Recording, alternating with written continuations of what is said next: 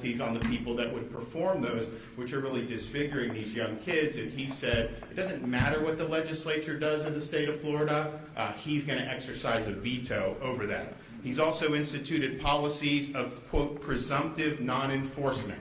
And this involves an array of different things, and you'll probably hear Sheriff Cronister and some of the other law enforcement officers talk about it, but that is not consistent with the role of a prosecutor. Yes, you can exercise discretion in an individual case, but that discretion has to be individualized and case specific. You can't just say you're not going to do certain offenses. And then most recently, after the Dobbs decision was rendered by the U.S. Supreme Court, he signed a letter saying he would not enforce any laws relating to protecting the right to life in the state of Florida. And mind you, we have had prohibition on third trimester abortions for a long time. We've had prohibitions on partial birth abortions for a long time. And then most recently, the legislature enacted and I signed protections for unborn babies at 3.5 months. And when they are aborted, it's typically done through a dismemberment procedure, which is really inhumane.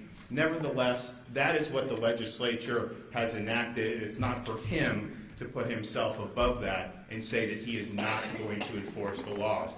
We don't elect people in one part of the state to have veto power over what the entire state decides on these important issues.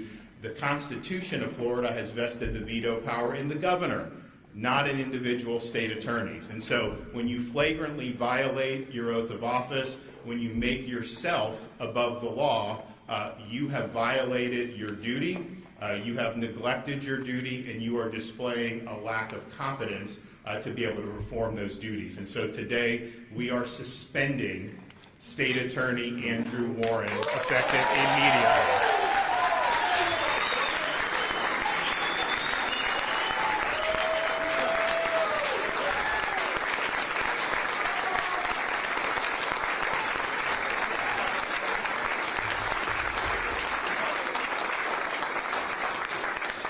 We are not going to allow this pathogen that's been around the country of ignoring the law. We are not going to let that get a foothold here in the state of Florida. We are going to make sure that our laws are enforced and that no individual prosecutor puts himself above the law. And I can tell you the states and the localities that have allowed this to happen, they are ruining the day. You want to know why some people are moving to Florida? Because their communities are no longer safe thanks to prosecutors that think they know better than the people's representatives and they get to pick and choose which laws that they are enforcing. So this was something that had a lot of input around the state. This is something that I think is a very, very important issue across our country, that this movement would be allowed to take hold, where you basically elevate your own personal conception of, quote, social justice over what the law requires of you. And I would note, those who say this represents social justice,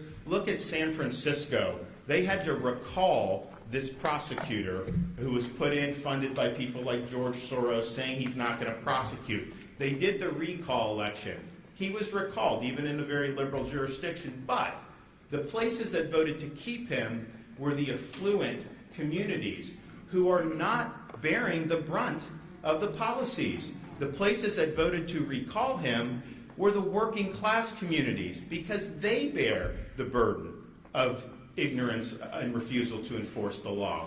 And so what this is all about is really, when you uphold the rule of law, you are protecting the most vulnerable in our society. That's why we have a rule of law. And so I think today's action is obviously warranted. I know that there'll potentially be some Florida Senate could potentially see this depending on how things are going out, but I just think that to take a position that you have veto power over the laws of this state is untenable, and I think it warrants the suspension and eventual removal of office. And so we're happy to be here with a number of people in law enforcement, and so I want to thank my friend and the sheriff here, Chad Cronister in Hillsborough County, and I'm going to have him come up and say a few things.